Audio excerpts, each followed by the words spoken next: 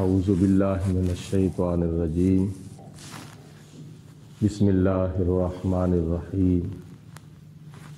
قال اللہ تبارک و تعالی فی القرآن المجید والفرقان الحمید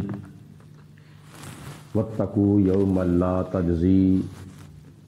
نفس عن نفس شیئا ولا یقبل منها شفاعۃ ولا یؤخذ منها عدل ولا هم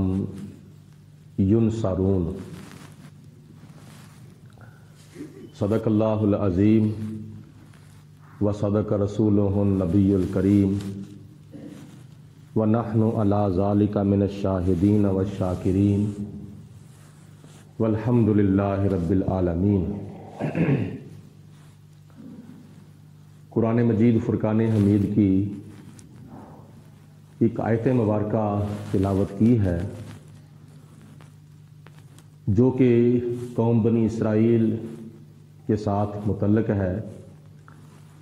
کیونکہ اس کے سیاق و سباق کے اندر قوم بنی اسرائیل کا ذکر کیا جا رہا ہے۔ اللہ تعالیٰ ارشاد فرماتا ہے واتقوا، اور ڈرو اے لوگو، اے قوم بنی اسرائیل کے لوگو ڈرو، یومن اس دن سے، لا تجزی نہیں بدلہ ہوگی جس دن، نفس کوئی جان، ان نفس شیئن کسی جان کا کچھ بھی، ولا یقبل منہا شفاعۃ اور نہ کسی کی سفارش قبول ہوگی، ولا یؤخذ منہا عدل اور نہ کسی سے بدلہ لیا جائے گا، ولا هم ینصرون اور نہ ان کی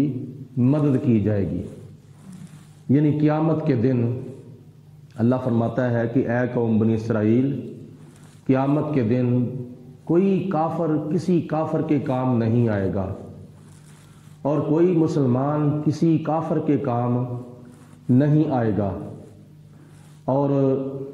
نہ ہی کسی مسلمان کی شفاعت کسی کافر کے حق میں قبول کی جائے گی، اور نہ ہی کسی کا بدلہ جو ہے وہ کسی اور سے لیا جائے گا، اور نہ ہی کسی کافر کی قیامت کے دن مدد کی جائے گی۔ اس آیت مبارکہ میں اللہ پاک نے ہمیں قیامت کے دن کی یاد کرائی ہے کہ قیامت کا دن ایسا دن ہے کہ جس دن حضرت آدم علیہ السلام سے لے کر آخری انسان تک سارے کے سارے قیامت کے دن اللہ تعالیٰ کی بارگاہ میں جمع کیے جائیں گے، اور لوگوں کی پھر مختلف قسمیں ہوں گی۔ محشر کے میدان کے اندر 1,01,000 انبیاء علیہم الصلاۃ بھی ہوں گے، اور ان تمام نبیوں کے صحابہ بھی ہوں گے، اور 1,01,000 نبیوں کی امتیں بھی ہوں گی، اور اس کے علاوہ کافر بھی، مشرک بھی، ہندو بھی، سکھ بھی، عیسائی بھی، ہر قسم کا انسان قیامت کے دن اللہ کی بارگاہ میں حاضر ہوگا۔ جو اس نے دنیا کے اندر کیا ہوگا وہ اللہ تعالیٰ کو جا کے اس کو حساب و کتاب دینا پڑے گا۔ بلکہ حدیث پاک میں آتا ہے، حضور علیہ الصلوۃ نے ارشاد فرمایا کہ قیامت کے دن انسان جیسے دنیا کے اندر پیدا ہوتا ہے، اسی طرح بالکل قیامت کے دن اللہ کی بارگاہ میں حاضر کیا جائے گا۔ یہاں تک کہ اگر جس بندے کی کوئی انگلی بھی کٹ گئی لیکن قیامت کے دن وہ انگلی اس کے جسم کے ساتھ ہوگی، کسی حادثے میں یا کسی ایکسیڈنٹ میں اگر کسی کا بازو بھی کٹ جاتا ہے، کسی کا پاؤں کٹ جاتا ہے، تو قیامت کے دن وہ اس کے آزاد جو ہیں وہ بالکل سلامت ہوں گے۔ اور حضرت عائشہ صدیقہ رضی اللہ تعالی عنہا نبی پاک علیہ الصلوۃ والسلام کی بارگاہ میں عرض کرتی ہیں، یا رسول اللہ، جس طرح دنیا کے اندر بندہ پیدا ہوتا ہے، اس کے جسم کے اوپر کوئی لباس نہیں ہوتا، اس کے جسم کے اوپر کوئی کپڑا نہیں ہوتا، تو کیا قیامت کے دن بھی لوگ اسی طرح اللہ کی بارگاہ میں حاضر کیے جائیں گے؟ ان کے جسم جو ہے وہ برہنہ ہوں گے، ان کے جسموں کے اوپر کوئی کپڑا نہیں ہوگا، کوئی لباس نہیں ہوگا۔ تو نبی کریم علیہ السلام نے فرمایا، عائشہ، ہاں، قیامت کے دن برہنہ جسم ہوگا، لوگ ننگے جو ہیں اللہ تعالیٰ کی بارگاہ میں حاضر ہو رہے ہوں گے، نہ ان کے پاؤں میں جوتی ہوگی، نہ ان کے جسم کے اوپر کوئی کپڑا ہوگا۔ تو جناب عائشہ صدیقہ عرض کرتی ہیں، یا رسول اللہ، تو کیا اس وقت وہاں مرد بھی ہوں گے، وہاں عورتیں بھی ہوں گی، تو کیا کسی کی طرف توجہ نہیں ہوگی، ایک دوسرے سے کسی کو شرم نہیں آئے گی؟ تو نبی کریم علیہ الصلوۃ والسلام نے فرمایا کہ کسی کو ہوش ہوگی تو شرم آئے گی نا، جبکہ اس وقت تو ہوش اڑے ہوئے ہوں گے، ہر ایک کو اپنی اپنی پڑی ہوگی، اور اللہ تعالیٰ کی ذات بابرکات کا خوف اس قدر لوگوں کے اوپر طاری ہوگا کہ کسی کو کسی کی پرواہ نہیں ہوگی، بلکہ اس کو اپنی ہی پڑی ہوگی، پتہ نہیں میرے ساتھ کیا سلوک ہونے والا ہے، میرا پتہ نہیں کیا بنے گا۔ اس کی مثال آپ نے اگر دنیا کے اندر دیکھنی ہو، اگر محشر کے میدان میں یہ جو کیفیت ہوگی نا ہماری تمہاری، ننگے اور برہنہ جسم لے کر جب اللہ کی بارگاہ میں ہم حاضر ہو رہے ہوں گے، تو یہ کیفیت اگر آپ نے دنیا کے اندر دیکھنی ہوگی تو پھر کیا نام ہے، اللہ پاک آپ کو نصیب فرمائے آپ مکہ المکرمہ چلے جائیں، جب خدا آپ کو اپنے گھر کی حاضری نصیب کرے، حج کے لیے آپ جائیں یا عمرہ کے لیے آپ جائیں، تو جس وقت لوگ خانہ کعبے کا طواف کرتے ہیں تو اس وقت طواف کعبہ کے دوران بیچ میں مرد بھی ہوتے ہیں، بیچ میں عورتیں بھی ہوتی ہیں، بیچ میں لڑکے بھی ہوتے ہیں، بیچ میں لڑکیاں بھی ہوتی ہیں، بیچ میں بوڑھے بھی ہوتے ہیں، بیچ میں بوڑھیاں بھی ہوتی ہیں۔ تو خانہ کعبے کا طواف کیا نام ہے اکٹھے جب لوگ کر رہے ہیں تو اس وقت کسی کی طرف توجہ نہیں ہوتی، حالانکہ دھکے پہ دھکا بھی پڑ رہا ہوتا ہے، جسم کے ساتھ جسم بھی لگ رہا ہوتا ہے، اور کروٹ کے ساتھ کروٹ لگ رہی ہوتی ہے۔ جب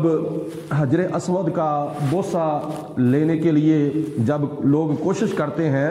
طواف کعبہ کرنے والے حجر اسود کا بوسہ لینے کے لیے جب کوشش کرتے ہیں تو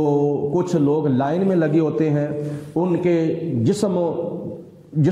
کے ساتھ لگے ہوتے ہیں، اگلی طرف پچھلی طرف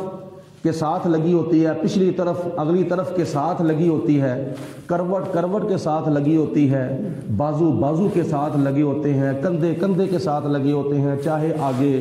عورت ہو، چاہے پیچھے مرد ہو، چاہے آگے مرد ہو پیچھے عورت ہو، لیکن اس کے باوجود مردوں کی توجہ عورتوں کی طرف نہیں ہوتی، عورتوں کی توجہ مردوں کی طرف نہیں ہوتی۔ کیوں؟ اس لیے ہم اللہ کے گھر کا طواف کر رہے ہیں۔ اللہ تعالیٰ آپ کو بھی نصیب فرمائے، مل کے کہہ دو آمین۔ ہم اللہ پاک کے گھر کا طواف کر رہے ہیں، اور 7 چکر پورے کرنے کے بعد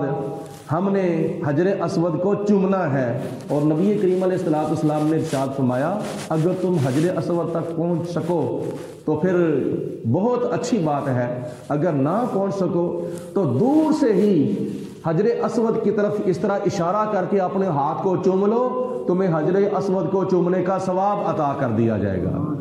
یعنی اگر کوئی نہیں پہنچ سکتا، کوئی بوڑھا ہے، کوئی بوڑھی ہے، کوئی بیمار ہے، رش کے اندر نہیں جا سکتا، تو دور سے ہی حجر اسود کی طرف اشارہ کر کے اپنے ہاتھ کو چوم لے گا تو اللہ پاک اس کو حجر اسود کو چومنے کا ثواب عطا فرمائے گا۔ یہ حجر اسود کا مقام ہے۔ حضور علیہ الصلوۃ والسلام نے ارشاد فرمایا، اس کی خوبی یہ ہے حجر اسود کی کہ یہ جنت سے حضرت آدم علیہ السلام کے ساتھ آیا تھا، ایک مقام ابراہیم اور ایک حجر اسود، یہ دونوں پتھر جنت سے حضرت آدم علیہ السلام کے ساتھ آئے تھے۔ تو اللہ پاک کی ذات بابرکات نے حضرت ابراہیم علیہ السلام کو خانہ کعبہ بنانے کا حکم دیا، اور پھر دوسرے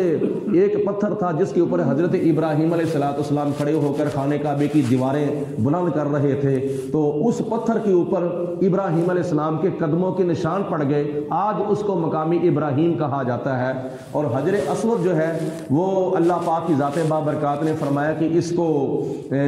خانہ کعبے کے کونے کے اندر نصب کر دیا جائے، تو یہی وجہ ہے کہ ہم جب 7 چکر لگاتے ہیں تو حجر اسود کو پھر چومتے ہیں، حجر اسود کو چومنے کے بعد پھر مقام ابراہیم کے سامنے کھڑے ہو کر 2 نفل ادا کرتے ہیں۔ یہ اللہ تعالیٰ کے گھر کا طواف ہو رہا ہے۔ حضور علیہ السلام نے ارشاد فرمایا کہ قیامت کے دن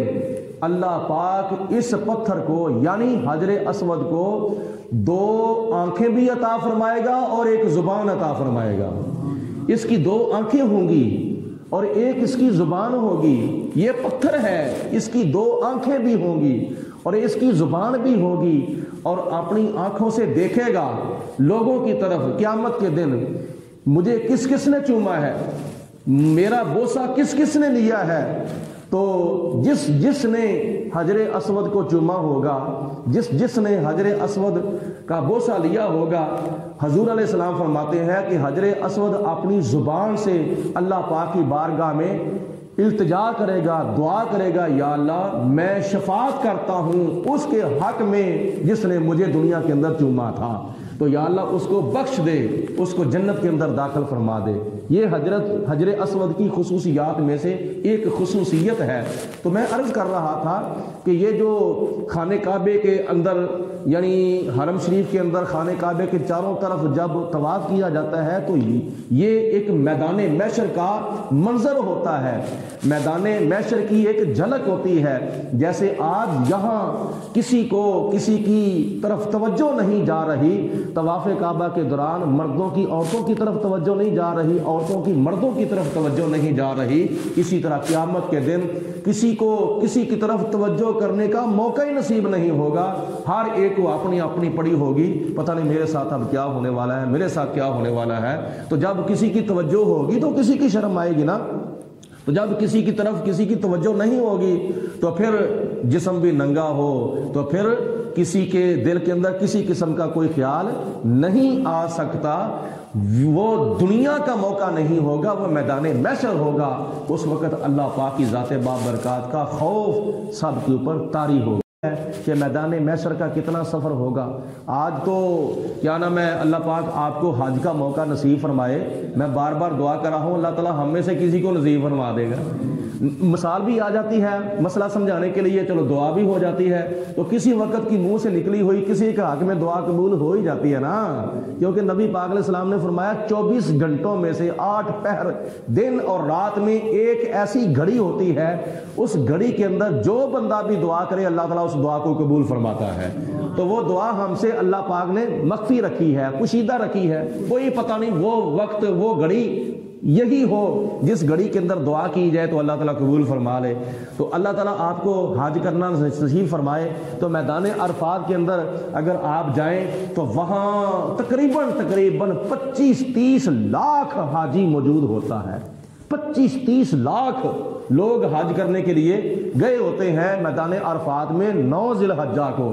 تو آپ لوگوں کو پھر پتہ چلے گا کہ میدان عرفات جو ہے وہ کتنے میلوں پر مشتمل ہے، کتنے میلوں کے حساب سے کھلا میدان ہے، کتنا لمبا ہے، کتنا چوڑا ہے۔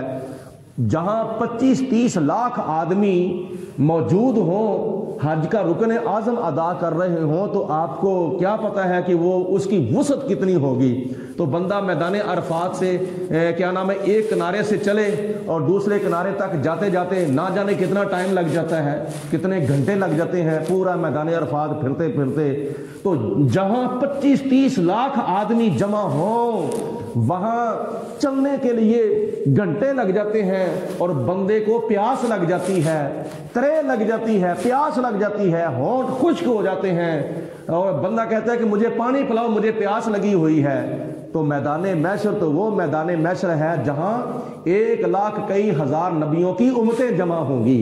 وہاں لاکھوں کروڑوں کا حساب نہیں بلکہ اربوں خربوں ملین کا حساب ہوگا. یعنی آدم علیہ السلام سے لے کر قیامت تک آنے والے سارے انسان وہاں موجود ہوں گے. ہندو، کافر، سکھ، عیسائی اور یہودی، نصرانی، مسلمان، غیر مسلم، ہر قسم کا انسان وہاں موجود ہوگا. تو جب سارے نبیوں کی امتیں اور آدم علیہ السلام سے لے کر قیامت تک آنے والے سارے انسان وہاں موجود ہوں گے تو خود اندازہ کریں پھر میدان محشر کتنا لمبا ہوگا اور کتنا چوڑا ہوگا.